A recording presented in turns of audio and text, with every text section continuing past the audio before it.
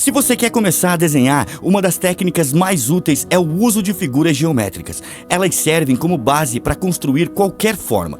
Por exemplo, você pode começar um rosto com um círculo para a cabeça e um triângulo invertido para o queixo. Um corpo humano pode ser esboçado apenas com um quadrado para o tronco e cilindros para os braços e as pernas. Usando formas simples, você cria uma estrutura básica que facilita a adição de detalhes mais complexos. Essa técnica ajuda a manter as proporções corretas e a entender como as partes do desenho se conectam. Com a prática, você vai aprender a simplificar ainda mais, até que desenhar assim as formas geométricas se torne natural. E eu me chamo Adriano de Cali e hoje vamos falar a respeito de como desenhar cada vez melhor usando figuras e bases simples, até chegar em um resultado que nos agrade.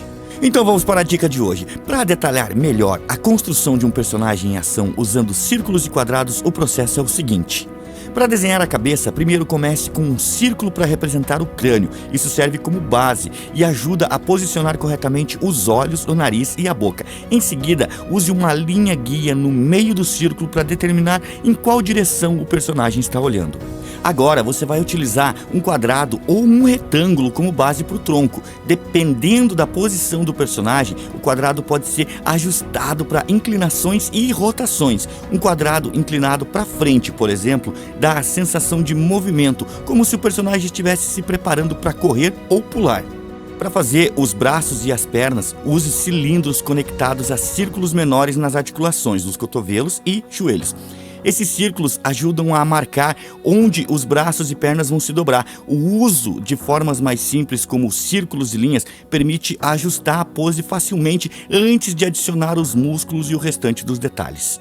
Agora, para a região da cintura, você pode usar um quadrado menor ou um trapézio, ou até mesmo um triângulo que conecta o tronco às pernas. Essa forma dá estabilidade ao esqueleto do personagem e facilita a construção de poses mais dinâmicas. E quando o personagem estiver em uma pose de ação, como correr e saltar, a sobreposição dessas formas geométricas, círculos, quadrados, triângulos, ela permitirá ajuste na perspectiva e no equilíbrio do corpo. Você pode também usar a famosa linha de ação para indicar a direção que esse personagem está indo.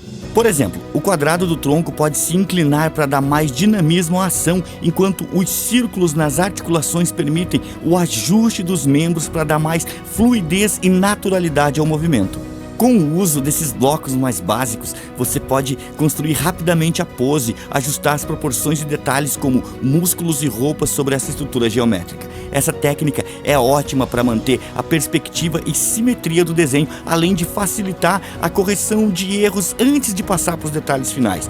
E também podemos misturar quadrados com os círculos e fazer as formas mais arredondadas para manter mais ainda a naturalidade do personagem. E é também a técnica que eu mais gosto de usar e funciona assim. Em vez de usar apenas o quadrado para o tronco, experimente utilizar um triângulo com bordas mais arredondadas. Isso ajuda a dar uma sensação mais natural às curvas do corpo, especialmente no caso de personagens em movimento. O triângulo pode ser virado para baixo para criar uma pose de inclinação ou virado para cima para criar uma pose mais ereta. E você pode usar elipse para adjuntas. Ao invés de círculos para as articulações como ombros, joelhos e cotovelo, use elipses. Elipses funcionam bem para poses em que a articulação está em uma perspectiva mais complexa ou quando você quer dar um toque mais dinâmico à posição das articulações. E você pode também misturar essas formas. Exemplo, círculo mais triângulo para adicionar mais personalidade à construção da cabeça. Primeiro, combine um círculo para a parte superior e um triângulo arredondado na ponta para representar o queixo. Isso cria uma forma básica que já dá a impressão de estrutura facial, especialmente útil para personagem com o rosto mais estilizado como animes. E cilindro curvado para os membros. Para os braços e pernas, em vez de usar cilindros retos, você pode criar esses cilindros mais curvadinhos para simular melhor o movimento do corpo. Isso adiciona uma sensação de fluxo e movimento ideal para personagens em ação, sem complicar demais a estrutura. Trapézio arredondado para a pelvis. No lugar de um quadrado rígido para a pelvis, experimente usar um trapézio com as bordas suavemente arredondadas. Isso cria uma transição mais fluida entre o tronco e as pernas, especialmente em poses dinâmicas onde o personagem está se movimentando ou torcendo o corpo. Desenhar uma figura em ação pode parecer complicado, mas eu vou te mostrar que com o uso dessas formas você consegue criar poses dinâmicas de forma rápida e eficiente. Enquanto fica rolando esse speed draw, eu vou explicar como eu pensei nessas figuras todas para construir esse desenho. Primeiro passo é a estrutura básica. A primeira coisa que a gente precisa entender é que por trás de toda pose, por mais complexa que ela pareça, há uma estrutura básica. Aqui, por exemplo, eu vou começar com um círculo para a cabeça e um cilindro alongado para o tronco. Pense nessas formas como a base que vai dar suporte ao movimento.